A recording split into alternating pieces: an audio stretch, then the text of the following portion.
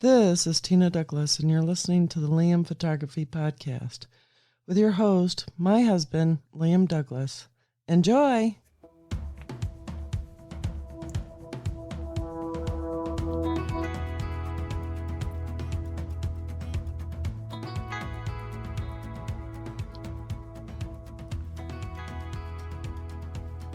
Welcome back to the show, everyone. Liam here, and this is episode 489 of the Liam Photography Podcast for the week of January 15th, 2026.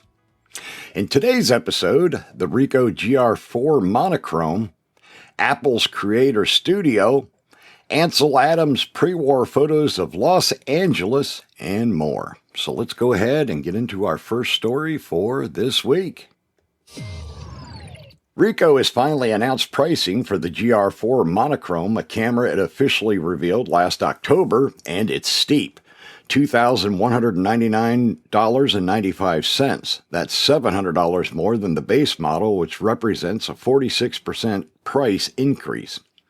It's not uncommon for monochromatic versions of existing cameras to see a price increase compared to their full-color brethren, although the examples aren't numerous, given that most camera brands don't bother releasing black and white only cameras at all. In the modern market, only Leica, Ricoh, and Pentax have even tried. Last year, Leica debuted the Q3 Monochrome and priced it at $7,790, more than a $1,000 premium compared to the $6,735 asking price of the base Q3 camera. Leica did the same thing with the $10,160 M11 Monochrome, which is more expensive than the standard $9,840 M11 color. Even Ricoh Pentax has done it. The K3 Mark III Monochrome had a $200 premium over the standard K3 Mark III's launch price when it released back in 2023. But the K3 Mark III Monochrome also arrived 2 years later than the standard K3 Mark III, not 4 or 5 months later like the GR IV Monochrome is. Combined with the steep jump up in price between the GR3 and the GR4, Ricoh might be playing it a bit fast and loose with the goodwill it has built up over the years. It tends to look like photographers are being asked to spend extra money for a company not to put a color filter in front of the sensor. While that's an oversimplification, it's often how it comes off. Many photographers can't see the logic in paying more for what amounts to less, but Petapixel's Chris Nichols has repeatedly advocated for a fully black and white camera experience. Quote, many photographers, myself included, love black and white photography, enough to justify a dedicated camera that offers various tones of monochromatic imagery. It is also nice to get the ability to use classic color filters to control selective contrast, he wrote in his Q3 Monochrome review. Quote, I would argue that photography isn't always about the most efficient tool or the easiest path to a final result, he adds in his GR IV Monochrome review published earlier today. While the GR IV Monochrome's price is nowhere near Leica's, the audience is different too. It's basically a foregone conclusion that Ricoh will sell every single GR IV Monochrome it produces. It just remains to be seen how many photographers will feel good about it. Quote, the Ricoh GR IV Monochrome evolves the essential values of the GR series while newly incorporating a monochrome dedicated image sensor. The new camera fully draws out the capabilities of the high-performance GR lens by eliminating the color filter used to acquire color information, as well as the interpolation process required to generate color images, thereby delivering refined rendering and rich tonal gradation, Ricoh says. Quote, the camera's built-in red filter enables more distinctive monochrome photography, and its newly developed image control options dedicated to monochrome imaging provide deep and diversive monochrome expressions, end quote. The $2,199.95 GR4 monochrome camera can be pre-ordered today and will be available mid-February. It will be showcased in the GR Space facilities in Tokyo, Shanghai, Beijing, and Brisbane starting today, January 15th. And I thought this was a great story to touch on. I am big into black and white photography myself, and I do see a need for companies to make monochrome only cameras. It's a bummer that they frequently charge more for the monochrome only version of their cameras, but you do get better black and white performance with a dedicated camera that does not have the color filter. It's just, you get nicer results, you get better contrast. Trust me, if you get a chance sometime, try out one of each of the same model of camera, and you'll see the difference for yourself. In a shock move, Apple has unveiled Creator Studio, a new collection of the company's most powerful creative apps, including Final Cut Pro, Pixelmator Pro, Logic Pro, and more. Apple characterizes its new Creator Studio as a groundbreaking collection of powerful creative apps designed to deliver, quote, studio-grade power into the hands of everyone, end quote. As Apple explains, its Creative Studio collection caters to a wide range of users across iPhone, iPad, and Mac, including video editors, photographers, musicians, illustrators, and more. Alongside a new subscription option and rebranded apps, Apple is introducing intelligent new features across the board, including in popular apps Final Cut Pro and Pixelmator Pro, which Apple formally acquired nearly a year ago. Specifically, Final Cut Pro features new video editing tools for Mac and iPad designed to improve efficiency in complex workflows. At the same time, Pixelmator Pro is coming to iPad for the first time, with an experience designed explicitly for touch and the Apple Pencil. Logic Pro for Mac and iPad promises a new synth player and chord ID to help artists dial in the perfect mix. Although not explicitly creative apps, Apple's Office competitors, Pages, Numbers, and Freeform, also live within the new Creator Studio. These apps are typically free and still are, but premium Apple Creator Studio subscribers will have access to additional content and intelligent features across Apple's entire ecosystem, the company explains.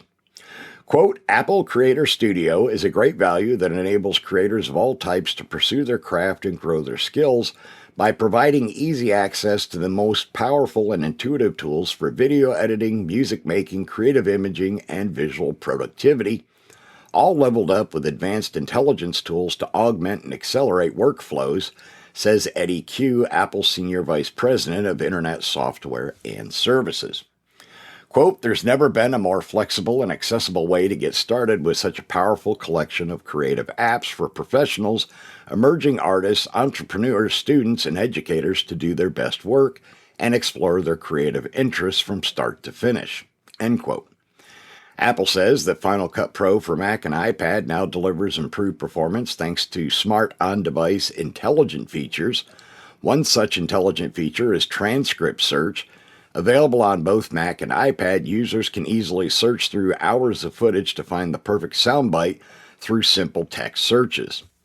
Quote, video podcasts and interviews can be assembled quickly, eliminating extensive time spent skimming through footage, Apple explains. A similar search function is available for finding the perfect video clip, too, through an intelligence-based visual search. Apple says users can find specific moments in their video projects and add them to their visual timeline in seconds.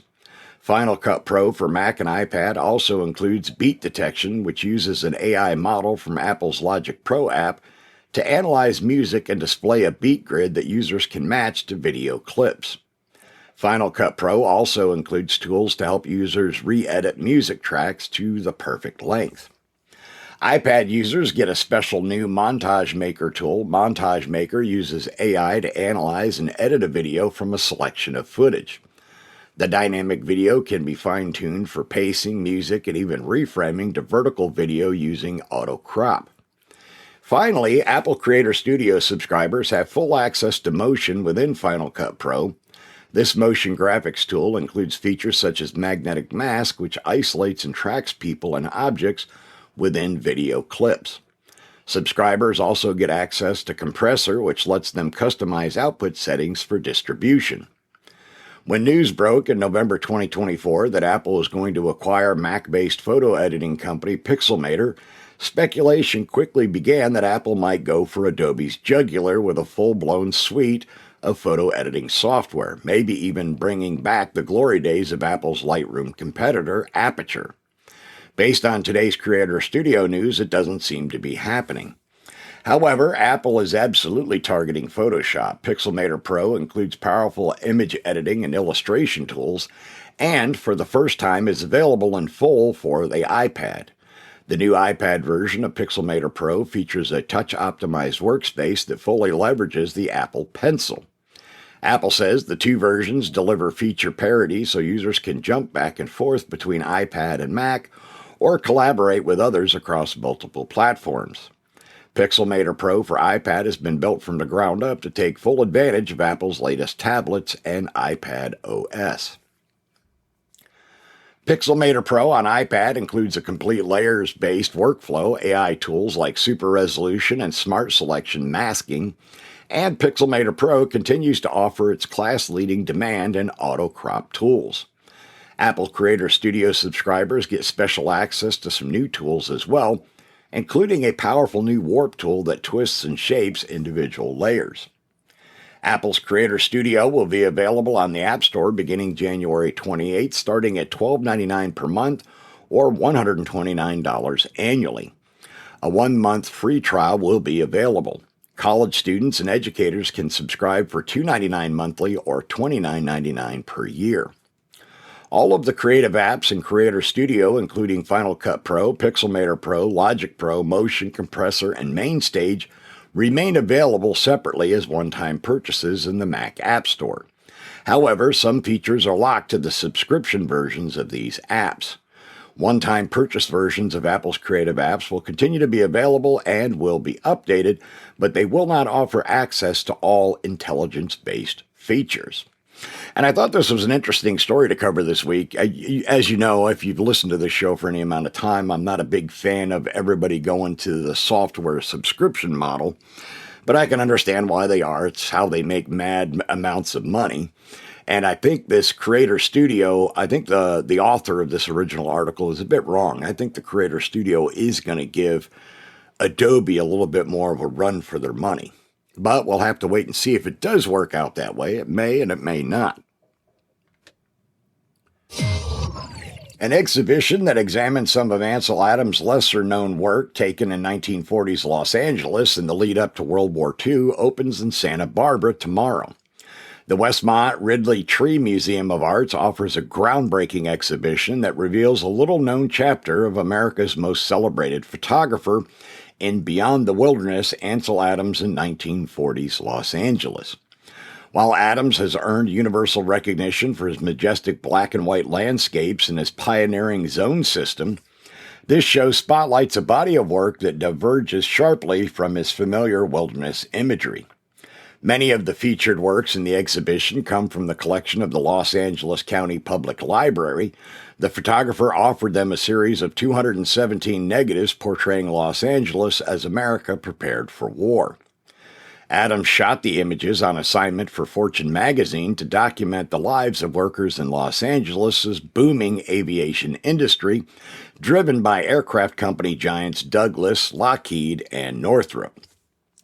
The exhibition also includes many of his iconic wilderness images, including 3 of his most famous landscapes on view in large format. Quote, unlike many of Adams' nature images, these offer us a raw and untouched glimpse into his eye for setting up and framing a photograph, instinct for finding rhythm and structure in everyday scenes, and willingness to experiment beyond the boundaries of his established aesthetics, says Chris Rupp, interim museum director. Adams became well known for his love of nature, his pioneering efforts towards conservation and environmental stewardship, and his moral convictions regarding the United States internment of Japanese Americans. Quote, viewed together, the photographs in this exhibit remind us that Ansel Adams was far more than the maker of pristine wilderness icons, Rupp says. Quote, he was an artist attentive to the world as it was and how it ought to be. Whether documenting factory workers on the brink of war, confronting the injustice of incarceration of Mananziar, or shaping luminous visions of the Sierra, Adams used his camera to advocate for dignity, clarity, and stewardship. End quote.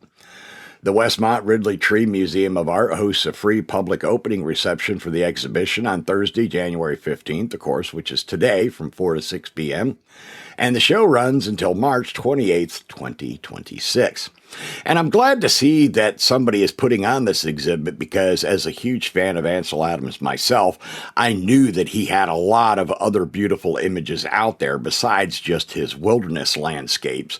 And I'm glad to see that even though he has since passed, he's getting recognition now for some of these beautiful images that he captured pre-World War II in the city of Angel. So I highly recommend you check out the exhibit for yourself if you have the opportunity. Now I'm going to take a short break right here, and then I'll be right back. We hope you're enjoying this episode of the Liam Photography Podcast. You can visit the homepage for the show at liamphotographypodcast.com for show notes and links. You can post your questions, comments, or requests for future episodes at the Liam Photography Podcast Facebook group, or you can also email them to the show at liam@liamphotographypodcast.com. You can find the show on Twitter and Instagram at LiamPhotoATL. You can tweet the show, just insert the hashtag LiamPhotoPodcast. And now, back to the show. And we are back. In a landmark moment for wildlife monitoring, trail cameras in northeast China have captured never-before-seen footage of a wild Siberian tigress with 5 cubs.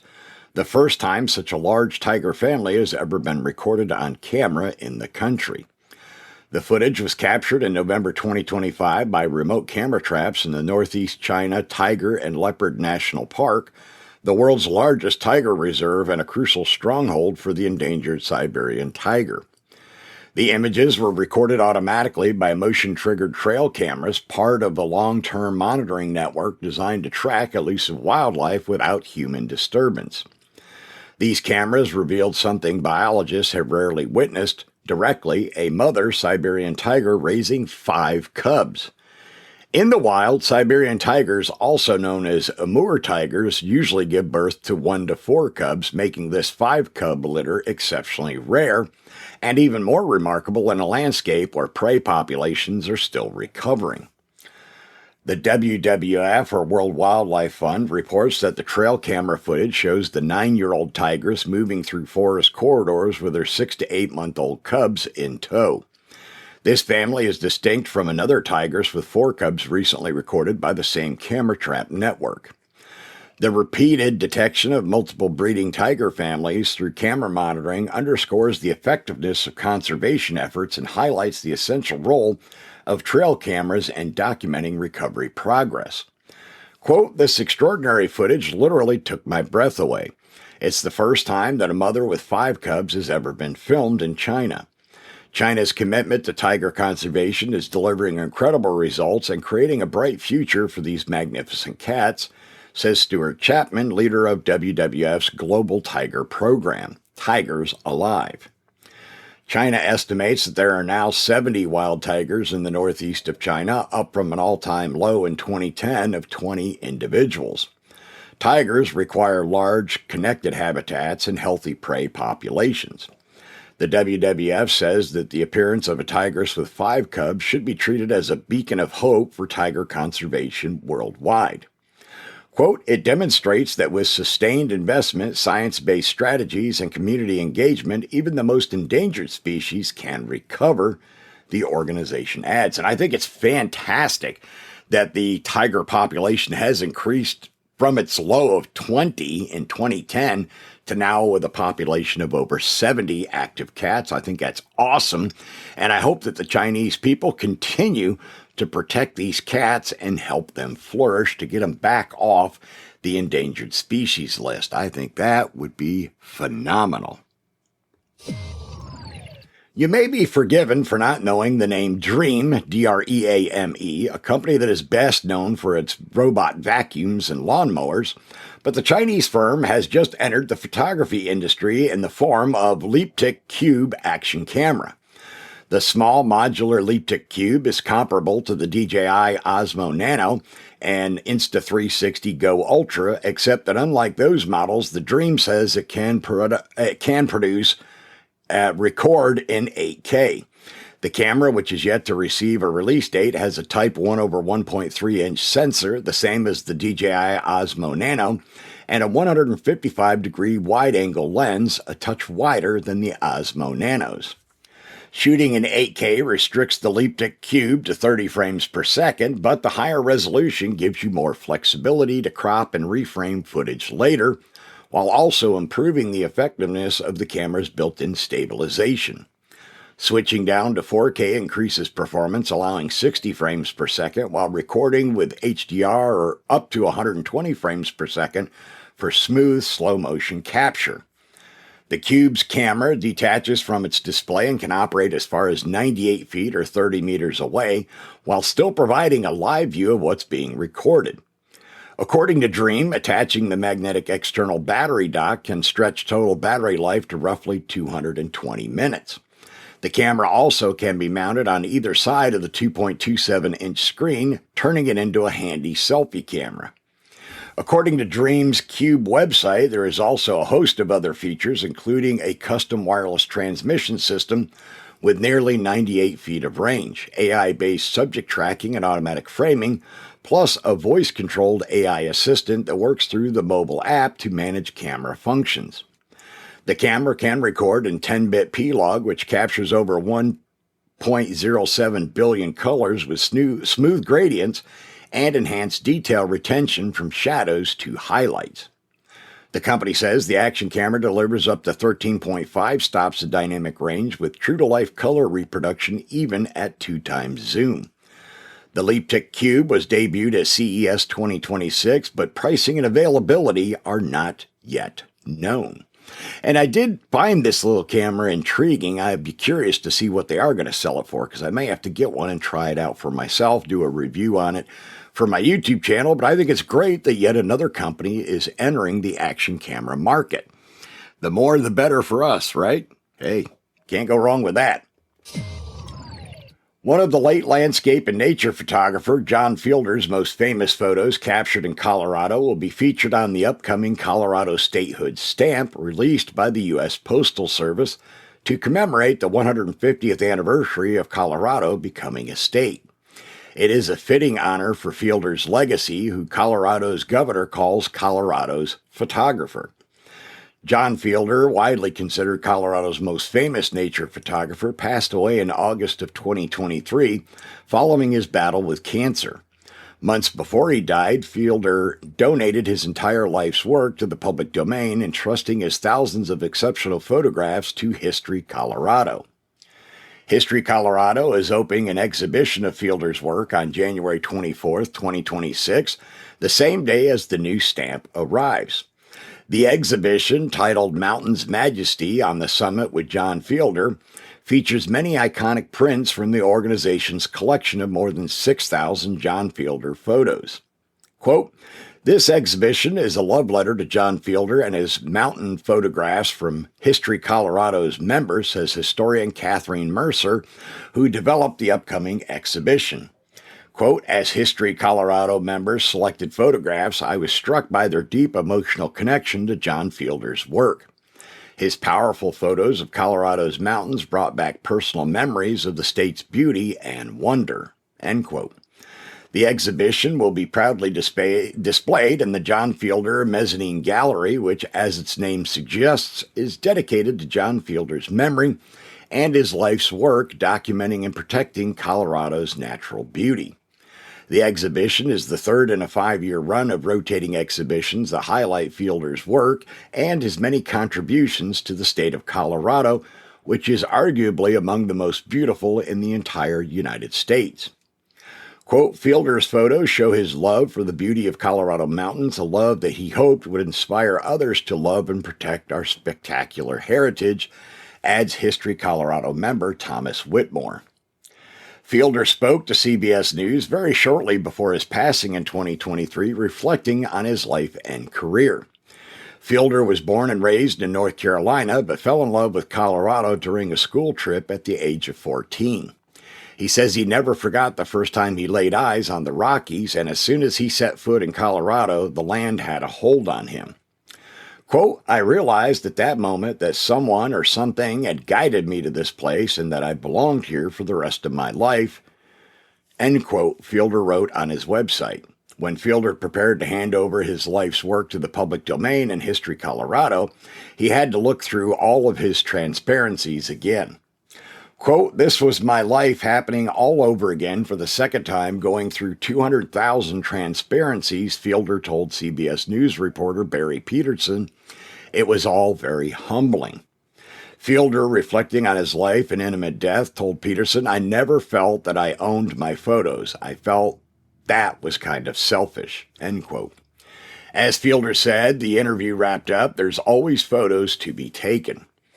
John Fielder will always be Colorado's photographer, capturing the amazing beauty of our great state. Colorado is thrilled to receive the gift of a USPS commemorative stamp for our 150th birthday. This stamp will feature the awe-inspiring splendor of Jagged Mountain and the Wishumich Wilderness, one of Colorado's breathtaking landscapes. This special stamp truly honors what makes Colorado unique, says Colorado Governor Jared Polis. As I wrote in 2023, John Fielder gave not just Colorado, but the world a wonderful gift. He lived and breathed Colorado's natural beauty, fought tooth and nail to protect it, and then left his life's work to everyone to enjoy, share, and use to continue the mission. The commemorative stamp celebrates Colorado's 150th year of statehood and will be available beginning January 24th of 2026. The accompanying exhibition, Mountain's Majesty on the Summit with John Fielder, opens at the History Colorado Center on January 24th, 2026. And I think it's wonderful that John is being honored in this way. I think it's fantastic that one of his gorgeous images is going to be prominently displayed on a new stamp commemorating the 150th birthday of the state of Colorado. I think that is a fitting thing. Out of all the photographers from the great state of Colorado, in my opinion, he was definitely the best choice. And I am so proud of him for this accomplishment posthumously. And I encourage you to check out his work and his exhibition for yourself. You will be blown away by the beauty of his images. The U.S. Commerce Department says it has withdrawn a proposed rule that would have imposed new restrictions on Chinese-made drones over national security concerns. In September, the Commerce Department said it planned to issue rules that could restrict or potentially block imports of Chinese drones, citing risks linked to information and communications technology supply chains.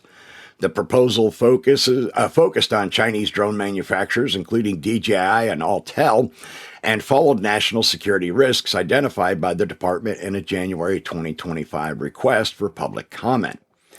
According to a report by Reuters, the Commerce Department formally sent the draft rule to the White House for review on October 8th.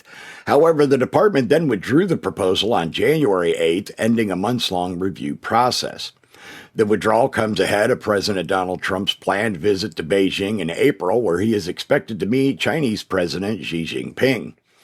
Reuters reports that the reversal follows meetings between the White House and the Commerce Department on the drone proposal through December 19th, as well as a meeting with DJI officials on December 11th, according to publicly posted records. DJI told officials that imposing blanket restrictions on drones manufactured in China would be unnecessary, conceptually flawed, and would be extremely harmful to U.S. stakeholders. Under existing Federal Communications Commission restrictions, Chinese drone manufacturers are unable to obtain approval to sell new drone models or certain critical components in the U.S. However, those restrictions do not ban the import, sale, or use of drone models that were previously authorized, and they do not affect drones that have already been purchased. Chinese-made drones account for a majority of commercial drone sales in the U.S. More than half of those sales come from DJI, which is the world's largest drone manufacturer. It is widely believed that the decision to withdraw the proposed rule reflects a broader pause by Washington on some actions targeting China ahead of the planned Trump-Xi meeting. Quote, this decision underscores President Trump's desire to sustain the trade framework that he and President Xi approved this past October and ensure a cordial meeting between the two leaders during his April visit to Beijing. Ali Wine, a senior research advisor at the International Crisis Group, tells the South China Post. And I know this will definitely be some good news for a lot of people out there. I've always been a big fan of DJI and especially their drones. They make phenomenal drones.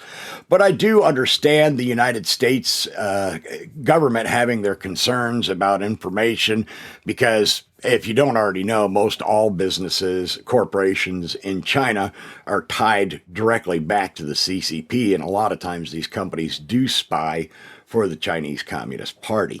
And I'm not saying that, I'm not trying to turn this into a political podcast. I'm just sharing that information for those of you who may not currently be aware.